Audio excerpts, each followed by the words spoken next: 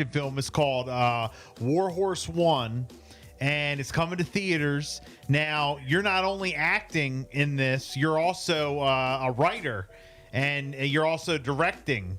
And, this is huge. Yeah. How did you, decide? There's a lot of different actors and actresses who are starting to do that.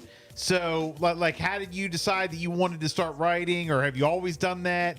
And then directing. I mean, how was it to, make this film? I've always had aspirations of that. Charles Chaplin was kind of a really big inspiration for me, to see that he was able to write and direct and star and score the films that he would do. Yeah. And I've always had that kind of ability, but Hollywood doesn't really foster that kind of behavior. Mm-hmm. They prefer to compartmentalize people, like in singular roles in projects. But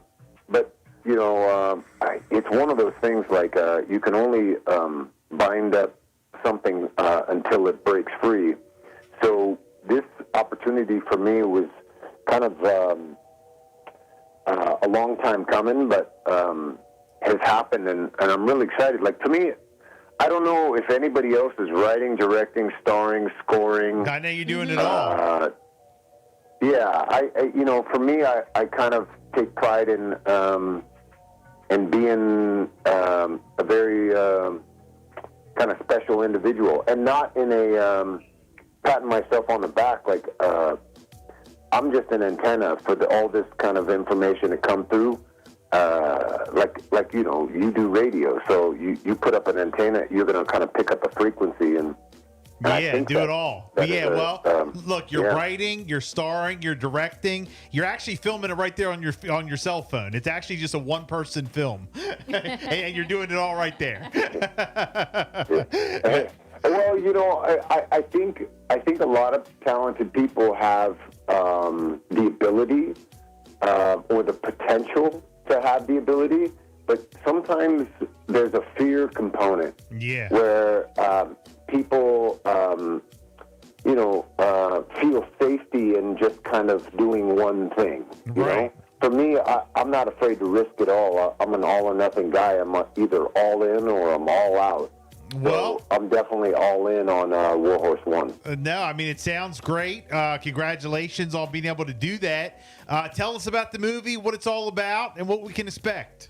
It's about a SEAL team that is sent in to rescue a group of missionaries that's trying to escape Afghanistan during the 2020 military withdrawal of the Great War on Terror. And during the rescue mission, the SEAL team's helicopter is shot down, and one of the development group operators is thrown from the wreckage and survives.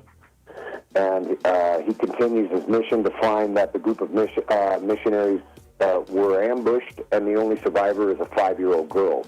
Wow. And the two of them have to now navigate the Afghan wilderness and the multiple insurgents to try to escape the area. Man, that's incredible. You know what? That really sounds like a good movie. That was in real life, a wild getaway, wasn't it? Remember the plane taking off? And obviously you remember the plane taking off, but the people like trying to hang on the plane. Wasn't that wild? Yeah. Well, when I wrote this, it was 2 years prior to the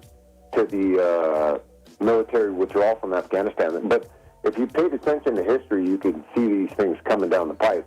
Yeah. And what a tragic event. And still, there are people that are being hunted down by the Taliban in Afghanistan. And, it's just a tragic event and a meaningful movie. Wow, that's incredible.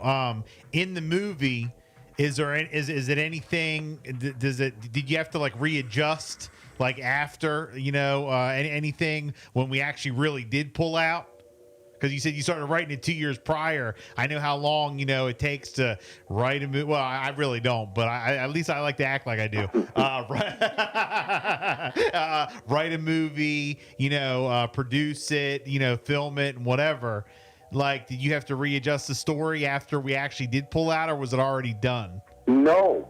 It actually it played out exactly how it played out. and it was eerily kind of spooky that some of the dialogue that I was writing and stuff for the characters to talk about was just playing out on the TV, while I was editing the film. So I didn't really have to change much. It was like, kind of, prophetic in a way, where you kind of start writing something and then it happens. There was something similar to that where Tom Clancy, he's a great author. Yeah. Rest in peace. He wrote a book about terrorists flying a plane into the Pentagon, and that was years before the 9/11 attacks. So I think that's just kind of one of the things that happens is you pick it up as a frequency, as an antenna, and write it out, and then before you know it, you could see it playing out a few years later. Well, maybe you and Tom Clancy actually work for the government, and you already knew how they were going to pull out, and that's why yesterday when we were supposed to actually, people don't know this, but behind the scenes, we were supposed to have you on the air for an interview the other day, so maybe that's why you were unavailable, because you actually had the Biden administration call you in for a secret meeting. A secret meeting. And you actually work for the government. That's what it really, wow. We know what it's really about. Wow, this is, that's some interesting conspiracy theory there. Yeah, he's going down the rabbit hole. Right. No. None of that jive over here. No, but look, congratulations on the movie. You're a writer now, a director. You star in the movie, great actor. Johnny Strong, again, look for that brand new movie, Warhorse One. When can we see it open up? Comes out in select theaters today. Okay. For those of you in those areas, go check it out in the movie theater, and you can find it on iTunes or Vudu or any of the other digital platforms. And actually, you could pre-order it right now on iTunes, and it'll be ready for you. You got a social media if people want to follow you, keep up with what you got, working on? Nah, social media is cancer. Stay away from that stuff. Government work won't let you do that, huh? Well, yeah, exactly. Right, yeah. No, I prefer to tell people to go, stay off their phones, go create, go have fun, enjoy your life. Love it. You're the smartest one in the room. Johnny Strong, thank you so much for checking in, my friend. Thank you. Yeah, have a great day, guys. You too. Time for a quick